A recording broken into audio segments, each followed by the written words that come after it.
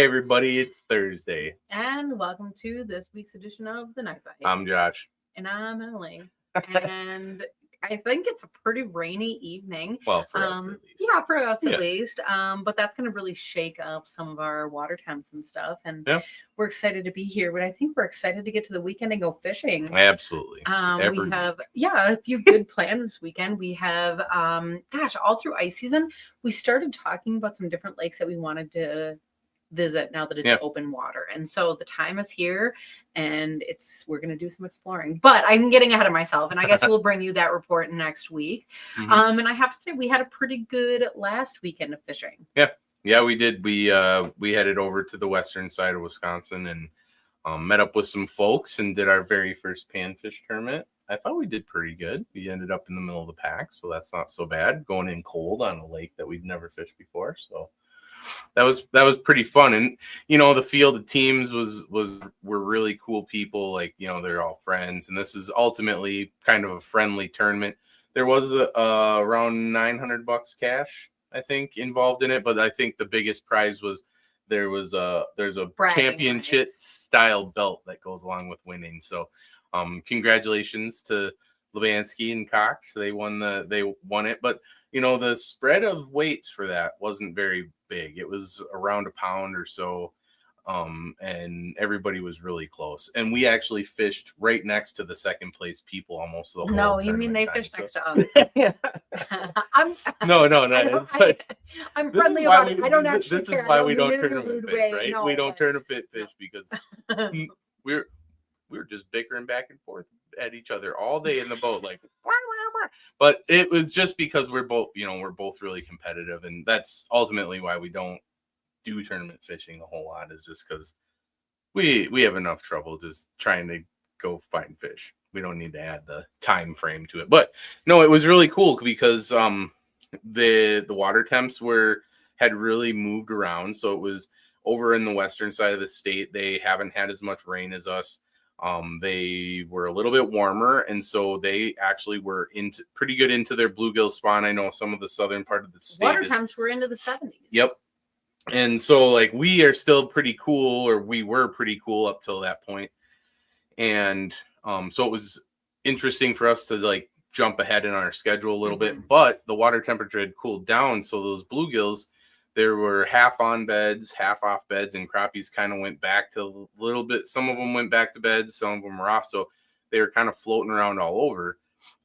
Emily and I were just kind of ragging our brains, like, where do we want to start? And Emily's like, well, let's go find a deep drop off. We had some good breeze. Let's just go start there.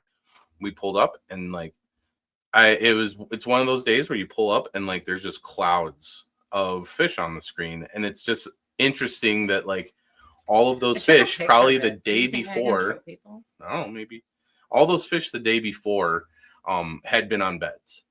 And because the water cooled down enough, they all just pushed right off the edge. So they were hovering 3 feet under the water in 20 feet of water. Oh, yeah, you can kind of see that. Look at that.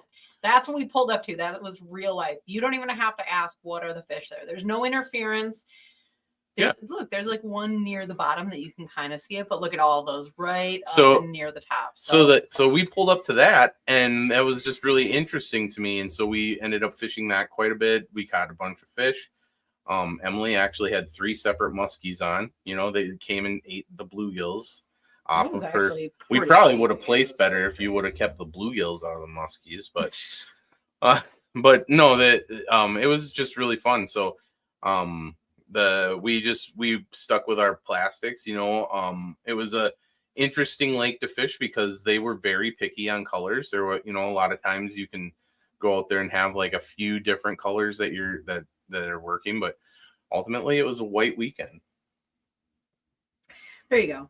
The problem is we could talk about that all night, but we have so much more fishing to talk about. So if you have a report, we are interested in that. So drop that in the comments, whether that's water temperature or what you're targeting or what's working or what's not. I guess I'm always interested in all of those different trends. But I think our guest here tonight has some tips on what is working. So if you're interested in that, we got some good stuff in the store. So let's bring him in. John, thanks so much for being here. Thank you guys for having me. I'm excited. Yeah, I feel like we always run into you at the shows and the expos. And so for people who go there too, I feel like you are like one of the faces behind the face, right? Like everyone knows Widowmaker and then they always recognize you. And it's great to have you finally here. Yeah, I'm just the idiot doing the fish grin and all the like the promotional pictures, right? Yeah. The guy that's blurred out in the background. Right.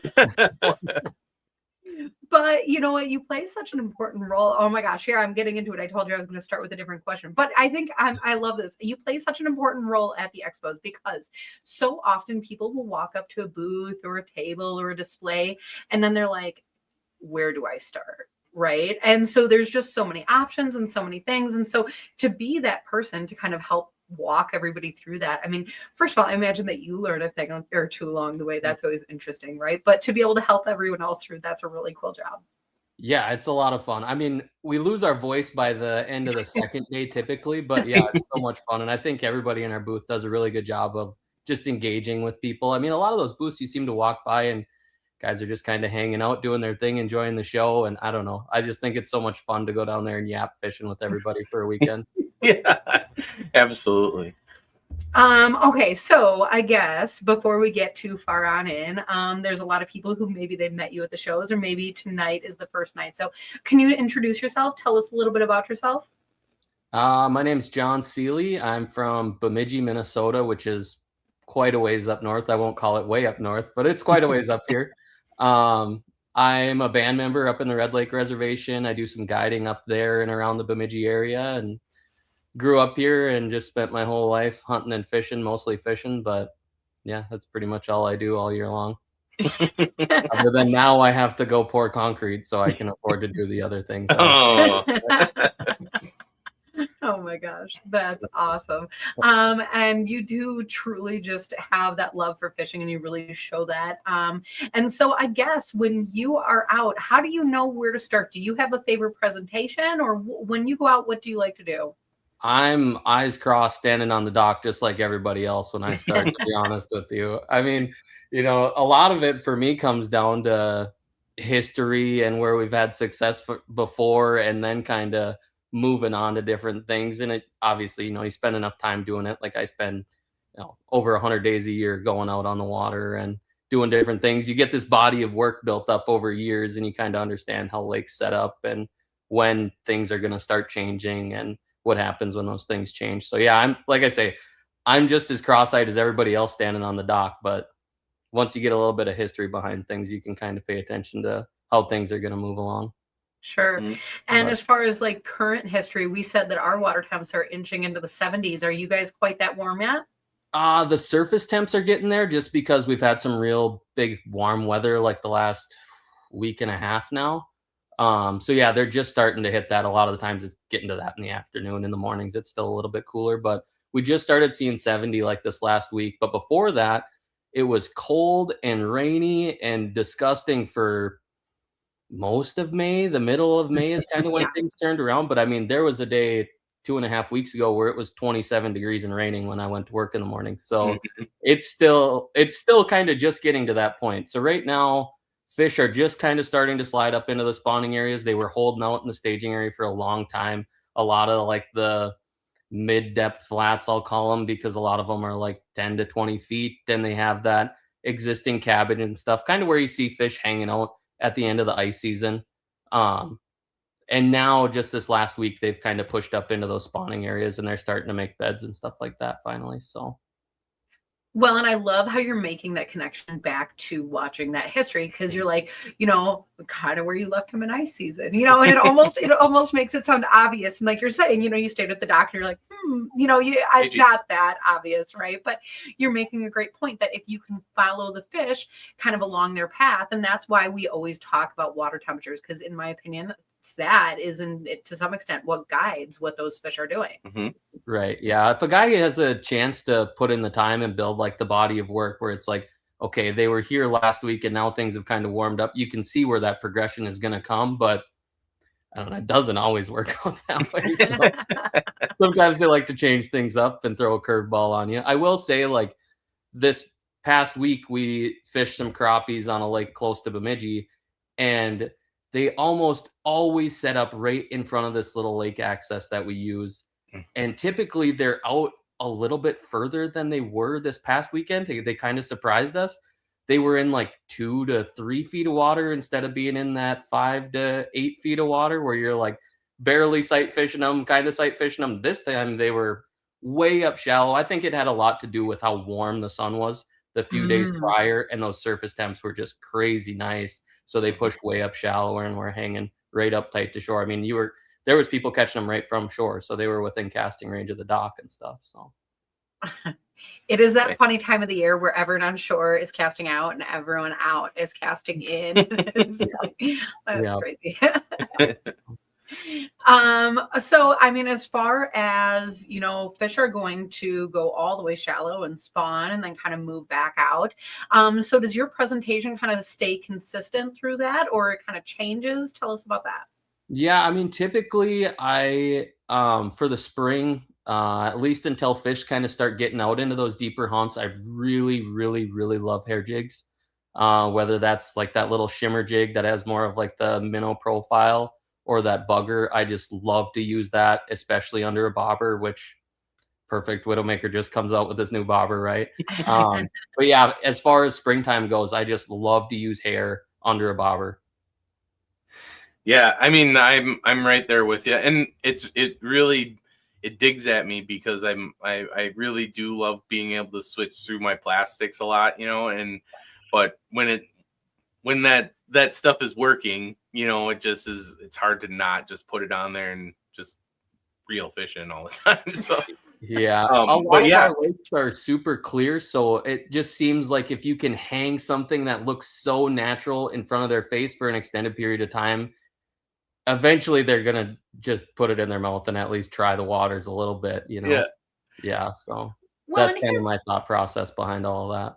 Here's one of the things about hair jigs is this is one of the times a year when all the fish are pushing into the same places, right? Like the small crappies are mixed in with the medium ones, are mixed in with the big ones. And so sometimes I know sometimes they do break up a little bit more than that, right? But generally they're all kind of, and so what happens is you toss your bobber out there and then you can catch like a really great fish, or you can catch like a dink, right? And so that's the thing is I love using plastics this time of year because I love using plastics every time of year, right?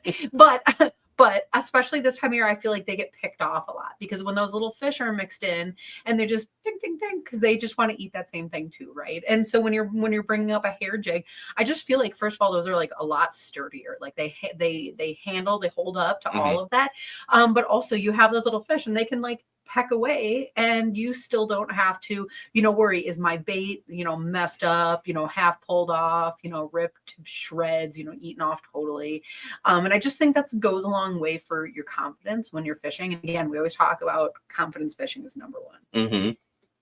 Yeah, well, and this is a pretty good segue, right? Because I was just showing Emily here that because we got a package in the mail the other day, and so you guys are just bringing this up at a perfect time, and I'm always sitting around with floats. I don't know if people know that about me, but Widowmaker, like you said, they just came out with the new guide floats, and so like, oh, look at that, we can make Emily disappear.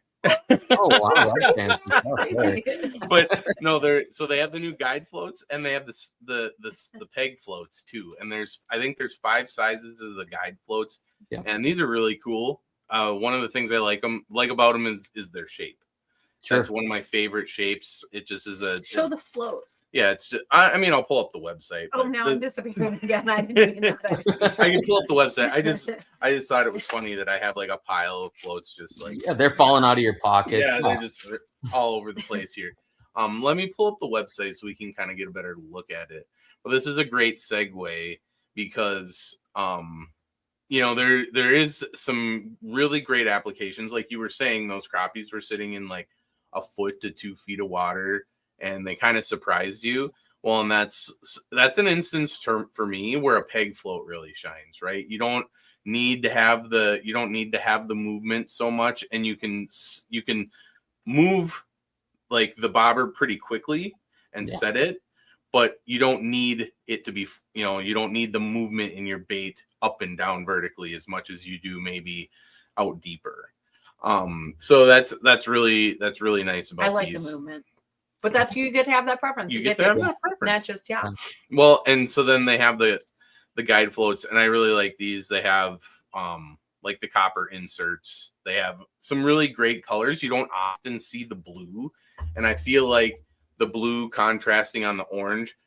If anyone knows anything about colors, those are great contrasting colors, blue and orange. Yeah. And so like and then on the water, that'll help because you'll be able to see a little bit of the blue if you have some glare.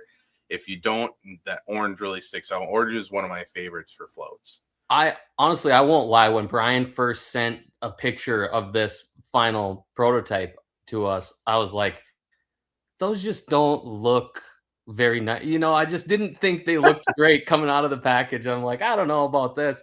And then I put it in the water and I'm like, wow, there's no more of the where did my bobber go game being played here. It is so obvious where that thing is sitting. Even like if you saw the promotional post when we released it, I'm holding this big bluegill.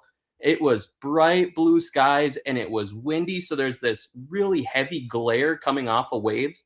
And it was so easy to not only just to see my bobber, but to see it as it went under and going away. And I feel like that's such a struggle a lot of the times when you get those real white bobbers on the bottom and you lose it in the glare, you lose it in the waves or whatever it is. And yeah, I was just super impressed to see how easy it was to see the bobber. As silly as that seems, it was very convenient when we were fishing that day.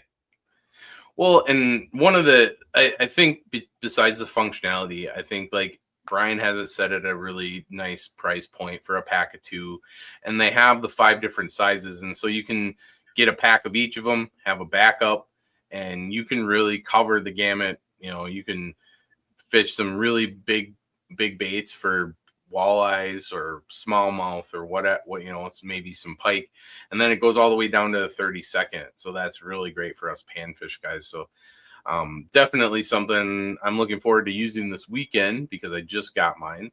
But it's definitely something to check out. But what we were talking about, shimmer jigs and the little buggers. So we'll go through a couple of them, but you mentioned the shimmer jig. This is a crappie staple, right? Yeah, absolutely. And I don't know. I know you catch a lot of big bluegills on it too. Yeah, absolutely. But this is something that is great for panfish, and it's one of those things that I really stress.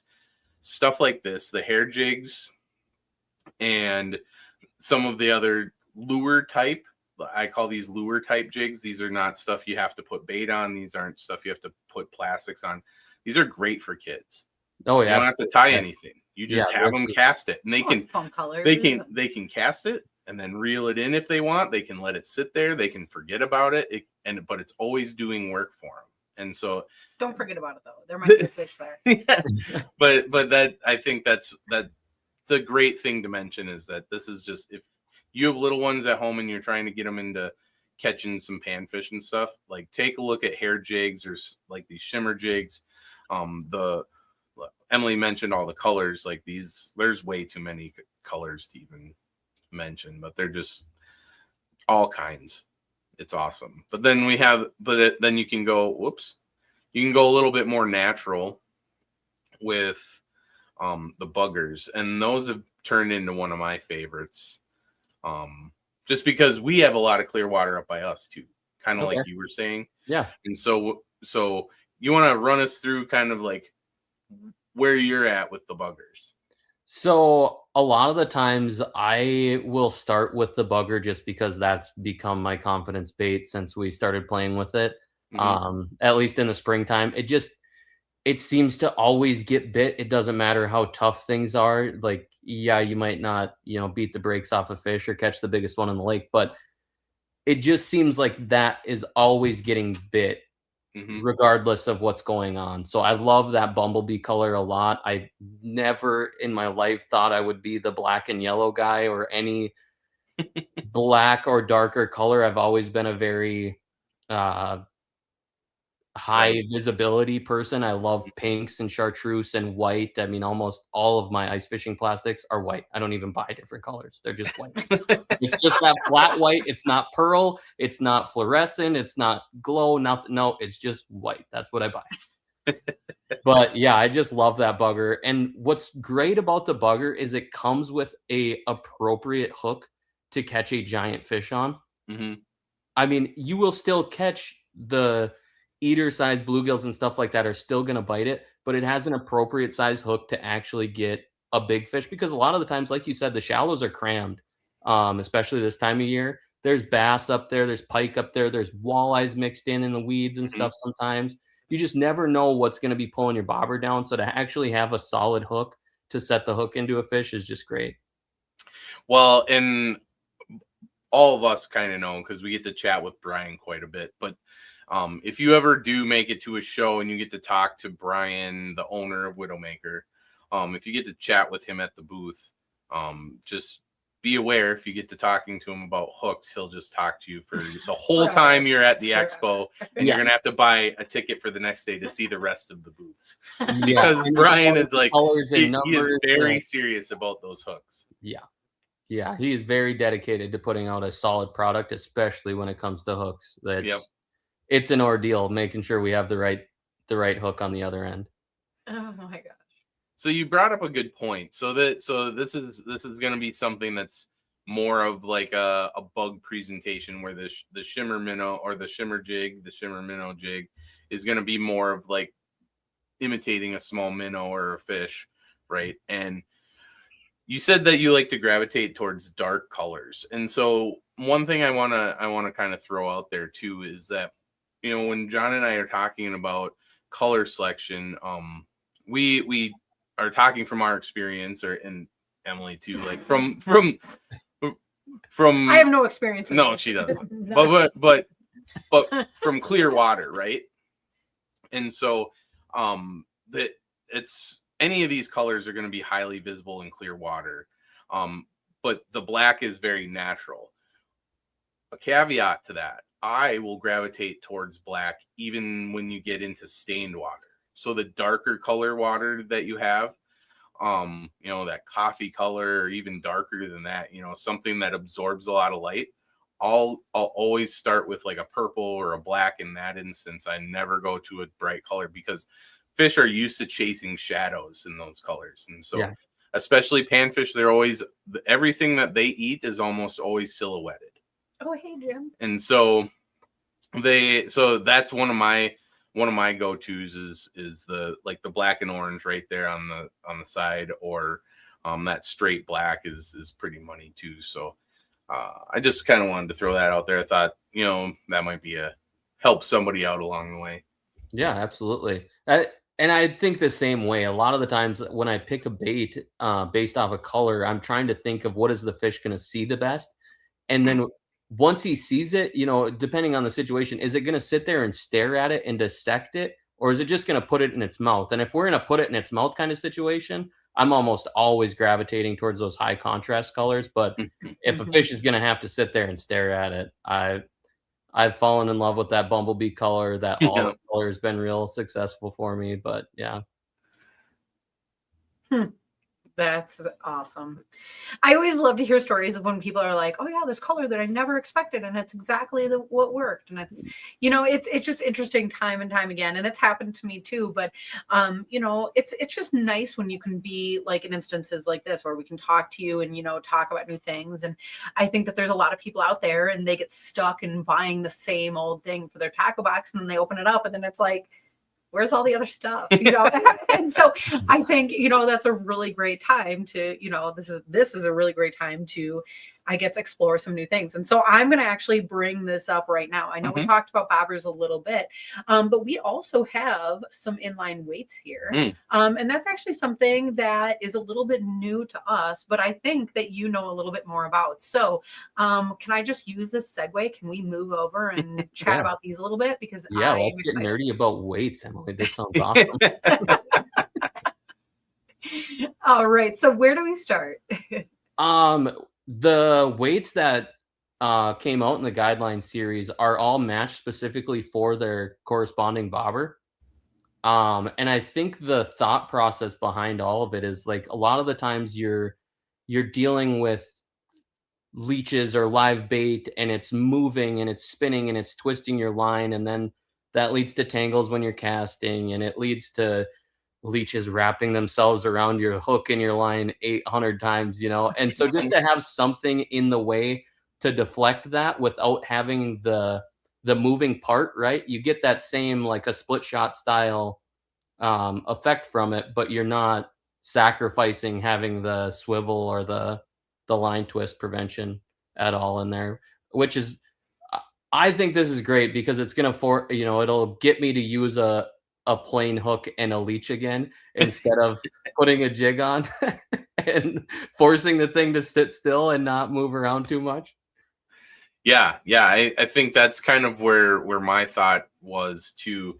I don't even think Emily saw, but I have some of those sitting right next to me too. So, I saw those and I was really intrigued by that notion because we're very famous for not using live bait, mostly because I hate keeping it alive and it's expensive. But I think that's one of those things too, is like something like this is a specific tool for a specific thing that will even help you keep some of your bait potentially, because when it gets all wrapped up in stuff or things like that, you tend to lose it. And so like having something that'll prevent that may keep the bait on your hook a little bit longer, may give you a better chance at hitting a fish. Yeah, absolutely. And then to have them like to actually correspond with your bobber instead of just, oh, this is a number 6 swivel and this is a number 12 or number 12 weight. Good luck figuring out where that's supposed to pair up in the rest of the world, but it'll get your bait down eventually. Just So, and then another thing is like having it pinned in that specific spot seems to help actually get the line through the bobber, instead of your bobber sitting there and it's just slowly dragging, and you can't ever tell if your line is set where it needs to be or not. And it kind of eliminates some of that fight as well.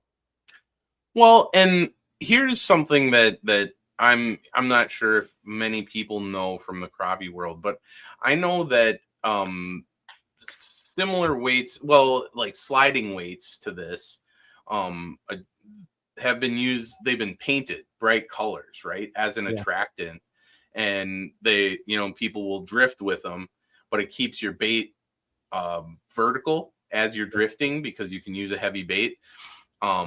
I see something like this being in an application being used in something like that with live bait, where you can use it as an attractant, but then the fish comes over to check out your weight, and then it's like, oh, look there's a leech there, and then hits it. And so like you definitely don't have to leave it the plain lead if you don't want, right? In and of itself, it's pretty shiny, so that might help. But like if you wanted to paint it up a color, bright chartreuse or something, that might be the ticket for the day. You never know. Yeah, great. Now Brian's going to be in his shop at 3:00 tonight with his wife's nail polish coloring up. Right.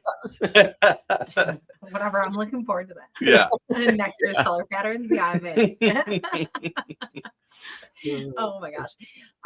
So I guess before you go too far away from that, so you're using that just obviously it's a vertical presentation. And so then you have your leader just kind of the same below that down to, your hook and whatever.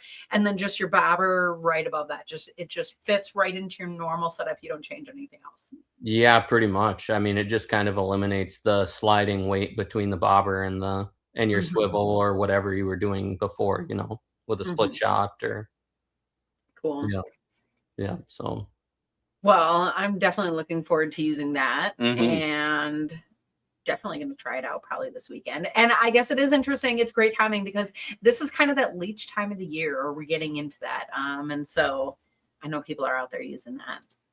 Well, and another, one other thing too is that if, you do have something like a jig but you maybe you're fishing a day with a lot of wind, you can upsize your bobber. You can put one of these weights on and then add something like, the panfish series jigs, and be able to fish your plastics under it in heavier waves. You're able to load up that bobber. It's going to be able to handle the waves a little bit better. But then you can put something, like these on. And I know that these look like just regular ball head jigs, right? But they are tungsten, and the significance to that is that a 32nd ounce is going to be the size of a 64th ounce, And what's really cool about what Brian did here again is that he took the time and he made the same weights in 2 different hook sizes. Yeah. And I really like fishing big plastic baits, especially towards the fall. But I like to use light weight on it. I don't need a super heavy fall rate. But I want to be able to put a hook in there that's going to be able to protrude enough out of like a 2.5 or 3 or even a 3.5 inch bait. Yep. And Brian's done that. And so that's really cool that a 16th and a 32nd are both sitting on a number 4, or you can get them in number 8s and be able to still fish some of those smaller plastics with those similar weights. So that's really awesome. He just seems to have the superpower of common sense, right? Like, right? Wow, this would be so nice to have a bigger hook with this same bait, so guys could fish plastics with it, or fish for bigger fish with this same lighter head. Mm-hmm. Easy enough. Let's just do it. Let's just do it. Yeah. Yeah, the same thing goes for like that new guideline bobber. It just seemed like everything you could think of that was like common sense. What's going to make this easier for us? Okay, make it look nicer in the water so you can actually see it. Or let's put the brass grommets in it so the line slides through it easier. Things like that. So one thing I was super curious about with those bobbers that I didn't know if I would like is the material. They're like this super soft foam. Oh, okay. I did not think I would be a fan of that. I thought it would feel cheap and not, it would just feel like a product you would get off of Temu or something like that, until I got them in my hands and I'm like, okay, these are rigid and they come right back to life when you squeeze them. They don't have like that sticky memory foam memory to them. They come right back out. So I didn't even know they were squishy. I thought they were hard. They're squishy. Isn't that great? So that's awesome. Being so you can bounce it off a rock and it's not gonna crack it. Yeah, exactly. That's cool. Being that they're foam, I think people that fish in clear water, especially, this will make a huge difference for them. How light that bobber is because it's foam instead of a balsa or some sort of other cork material. He's so impressed. Some other type of material, so that was another thing that I noticed with that. Sorry, I didn't bring this up earlier before we segued away to the fancy weights. Oh, that's okay. The splash you get from these bobbers is almost non-existent compared to what you would get with a balsa float or like a regular cork float, something like that. That's a lot heavier.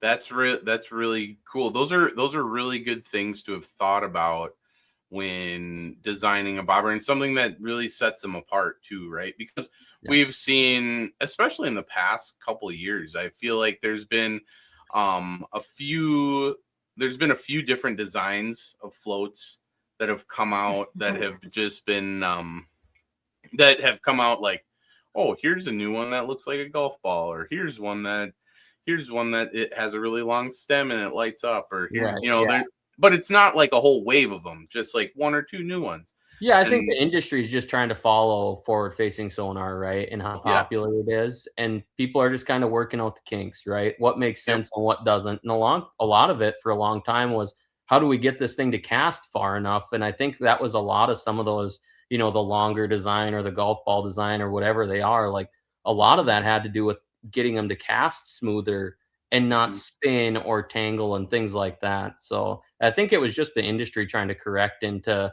how are we going to fish this when we're trying to be so specific about our location where that bobber ends up. Right. Well, and you're making an interesting point, because it's about using the right tool for what you're looking for. Because, okay, fine, you want to cast far, put on a rocket bobber, but then you're also going to make a splash the size of Texas, Yeah, and so if you're in the shallows, that's not going to be a great application, right? And so, when you have these different options, that is really nice. And it's, I mean, I guess, look, ours are in the package, so I haven't used them yet. But from what you're saying, it's sounding really like I can cast these a little bit, maybe not like amazing like a rocket bobber, but if I can cast them a little bit, but also have, that softer ability, that's going to be awesome. Yeah, for sure. So I just wish that they came in other colors also, in case Brian's listening. A good traditional Widowmaker, the dot pattern. You want the pink polka dot? Oh yeah, there you go. Widow bread. We'll get some widow bread bobbers out. Yeah, the widow breads. Love that. Hey, you never know. That's Hey, funny. You never know. Yeah. All right. Well, there's all kinds of great stuff on this website. I don't think we have enough time to go over all of it, but I really appreciate you running us through some of those products. But at the beginning of the show, you kind of mentioned that you did some guiding. Yeah. So you want to so what's like, do you do that quite often, or is that just something like here and there? What's that all about? In the wintertime, that's pretty much what I'm doing for most of December, February, January, those middle months of the wintertime. That's mostly what I'm doing. I spend a lot of time on Upper Red Lake. Mhm. I spend a lot of time trout fishing on the reservation. I would say that's probably half or 3/4 of what I do is guiding for trout on the reservation. And then I do some panfish stuff around the Bemidji area between Black Duck, Bemidji, Cass Lake, those areas. Yeah. Running around. I guide out of a snow bear when I'm off the reservation, so that's a lot of fun. That's a cool machine. If you've never been in one, it's worth going just for a joyride alone. Yeah. But to actually be able to fish out of one is super cool. I mean, we get in and I set the thermostat to 70 degrees, turn the fans on, have the live scope on, and then we go to party town and figure out what we're doing for the day. It sounds like we're visiting this winter. Yeah. Good. That's so funny. Oh That's my a cool machine. Yeah, the guiding thing on the reservation is really cool. It's the reservation up here is private. The Red Lake reservation is anyways. So even part of Upper Red Lake is exclusive to band members only. Mhm. But the tribe, I don't know, what was it, 30 years ago or so, started to allow band members to guide for fish on the reservation. And when they started doing that, they started stocking a couple of the small lakes with rainbow trout and brook trout. And it's pretty much just done for guide income for, Wow. guys up there to be able to have something to do in the wintertime. You see a lot of blue collar workers up there that don't have much to do in the wintertime. So it's either that or spend some time at the casino or something like that, So Yeah. So they started. It's better. They stocked 2 lakes with 2,500 rainbow trout and 2,500 brook trout, and they're adults when they're stocked. Mhm. So the brook trout are like 8 to 10 inches when they get stocked, and the rainbows are like 11 to 14 when they get stocked. But we get some holdover fish that turn to be 18 or 19 inches pretty regularly. And then during COVID, we really got screwed up and we missed a couple years of stocking. So those fish got super big. I'm talking like 24, 25 inches coming out of, these little 3-acre lakes and stuff like that. Yeah. It's cool to see some of that stuff, but That's very awesome. And that's within reservation boundaries, those little lakes. Yep. Yeah. So you have to be with a guide to do that. We just show up at the police department in the morning and they hand write out a license for you for the day. It costs you $10. And then we go walk out onto the lake and fish for half a day or a full day. That's typically what I offer is half days. But every once in a while, people want to be out there for the full day.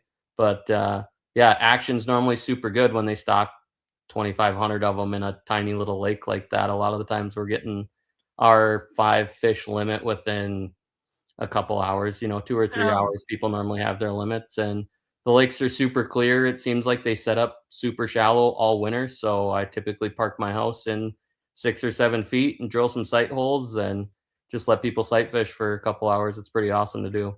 That's awesome. That is really awesome. So what are you typically having for people out? Do you usually run like 1 or 2 guys is your preference, or do you have like big groups out there? What are you looking at? So I can take up to 6 people per group, and I like to have at least 3 of them. So I'm taking 3 to 6 at a time. I have a couple other people that I kind of have tag along with me and stuff like that, so I can bring bigger groups. I had a group of 14 out there this winter. But yeah, a lot of the time I'm somewhere in that 3 to 6 people range. That's awesome. No, this is something that I've always heard about, but it doesn't you don't really hear a lot of it being advertised. And I know, I know a lot of people know that I work for tribe over here in Wisconsin. I'm in their ecology department, doing fisheries stuff. And I've known about, the guiding over there, and you and I have chatted about it before. Yeah. But I just don't, I think that it's a really an underutilized resource for a lot of the Minnesotans over there. I really think that you guys should go check John out and some of his buddies, because we're gonna have to make it up there sometime, because it would be a really fun I do thing to not do up love there. ice trout fishing. Well- That is like the most fun.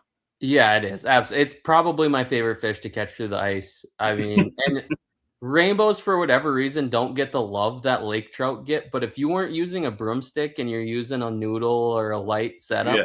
rainbows are absolutely no different than lake trout, if not more psychotic. Yeah, you Right. might not get the long, crazy runs because you're not fishing 100 feet of water. You're not Right. yeah. A lot of guys sight fish when they fish for rainbows. So Mhm. yeah, I think they're absolutely everything a lake trout claims to be and more. And what's cool, a cool caveat that we have is our trout season doesn't close on our reservation. Cool. So our trout season in Minnesota runs from like January to the end of April, and then reopens up with the state walleye season and runs to the end of October. So Mhm. there's a dead time between October and the middle of January where you can't fish for trout in Minnesota. Well, that's first ice for up on the Red Lake Reservation. A lot of the times we're fishing mid-November, especially by Thanksgiving, a lot of years. So Wow. you get an extra 2 months, 2.5 months of trout fishing if you're coming up on the reservation with me. That's Oh awesome. my gosh. Yeah. That's Yeah. awesome. Yeah, it's cool. One of the trout lakes typically is like one of the first lakes we can walk on up there too, which you don't see very often. A lot of times those trout lakes freeze up late and they're nasty and slushy, but the one we're walking out, that's one of my first lakes almost every year. Wow. Wow. Yeah. Yeah, it's Have cool. you noticed a difference? I don't know. I'm not sure how long you've been guiding or just fishing around that area, but have you noticed a difference in ice on? Like, has it been getting a little bit later and later? Or has it been fairly consistent over the past years? No, these last couple years have been pretty late. My first year guiding, we were on ice November 3rd. Mhm. And last year I think it was the 25th of November or something like that. So Mhm. we have a big range typically just because things are so volatile in November. Yeah. I mean, we have times where it's 70 degrees the second week in November just randomly. Yeah. So that kind of screws things up every once in a while. But for the most part, I tell people, like, if somebody were to call me right now and want a book, I would say you're going to have to wait until after Thanksgiving. And then as I get closer, I'll allow people to, when I can kind of put the pieces together and say, well, we should be good the week before or whatever. Okay. But yeah. So for people who are starting to think about booking, because gosh, you're getting me excited. Do you have a website, a Facebook? How do people get a hold of you? I do a lot of my promoting just right off of my personal page on Facebook. It's just John Peter Seelye. It's just me standing there like an idiot with a fish in my hands. But I have a guide page too. It's No Boundaries Guide Service, and that's on Facebook and Instagram. But yeah, if you look up John Peter Seelye on Facebook or Instagram or TikTok, I'm on there promoting that way a lot. Well, and the nice thing is that, if somebody follows you year round, exactly. Now we're coming full circle. What we talked about in the beginning, is you are going to follow those fish. And so you probably are going to post pictures through the summer or, here's what we're doing. Here's what we're up to. Here's what we're catching. And so by the time we're right back to winter, maybe the people at home don't know exactly where the fish are, but that's something that you've been following all along and will have a good idea of. And so, that's awesome to be able to get people out there and feel like they're experiencing that. Yeah, absolutely. I just threw your Facebook link in there for your page. Perfect. Not many Facebook pages with 5-star guide reviews, so hey, man, good on you, John. Do what I can to keep people happy, man. That's awesome. Put fish on the ice and people stay happy. I have it pretty easy up there. There you go. I'm really spoiled with the commercial fishing, but yeah, that's where it gets really ridiculous. Oh my gosh. That's awesome. All right. Yeah.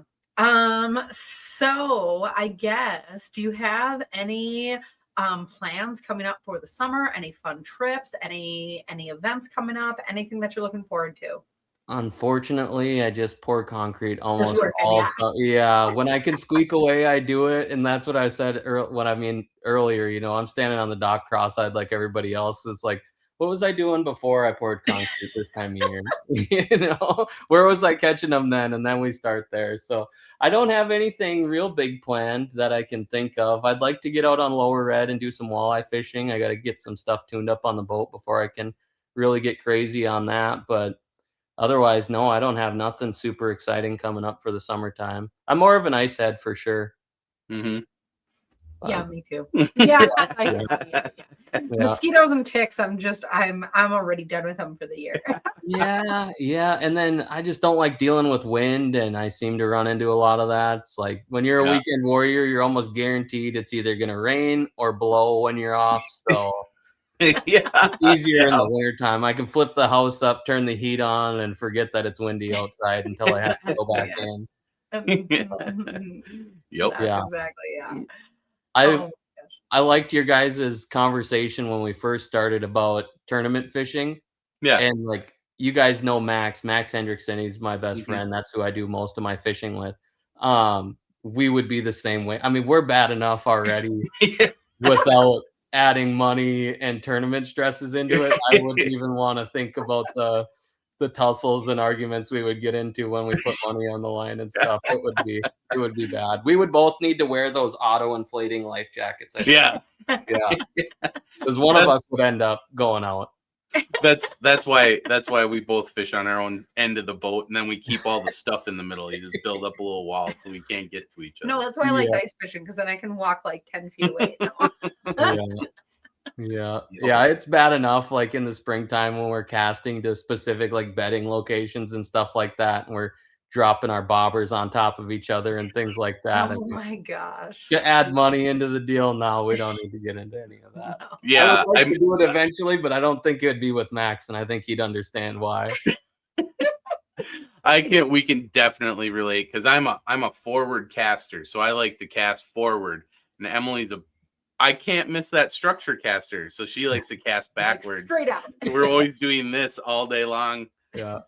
Just whoever gets to be on the top line gets to the spot. So you just have to be the top. You have to throw second. Yeah, there you go. Are you guys gonna do it again? Are you gonna fish another tournament? Yeah, I don't know. We might just stick with the same group maybe, and just do I don't know if I would ever do ice tournaments. I think that's just a little. Here's the deal. Too much. The boat just lets us move around a lot more. Yeah. Okay. Like, we did no pre-fishing. Yeah. And so, I think if I pre-fish, maybe I would have known a little bit more, this and that, yada, yada. But then that's exactly it. It's a slippery slope. And so if I turned into a tournament angler, I would just be like, I would overthink it. It would be way too much. So no, I like to come and hang out and visit and see who wins. And then like, I'll fish the lake, but on my own. Yeah. I'm happy for you for doing it, but, it was an experience, and it was fun. I'm glad that it was all friends. Was awesome. We can go back and hang out with friends. As far as just like random tournaments with random people, I don't know if I don't think I can. I don't want to wish that kind of ill will on anybody. Yeah, for sure. Yeah, I get that. Oh my gosh. But for the person at home who is dying to catch fish, that sounds like something that you do all winter. And so I know that's something that people are going to be looking up. I know, Josh, you put that link in the comments section, so people will be definitely able to check those out. Yeah, click right on that. And otherwise, thank you so much for taking the time to be here with us this evening. It's been so fun to chat with you. Yeah, thanks so much, John. Thank you guys. It was a lot of fun. Yeah. And hopefully we'll see you soon. And I guess to the people at home, hopefully we see you soon as well. If not out on the lake, then hopefully for next week's edition of The Night Bite. Night, everybody.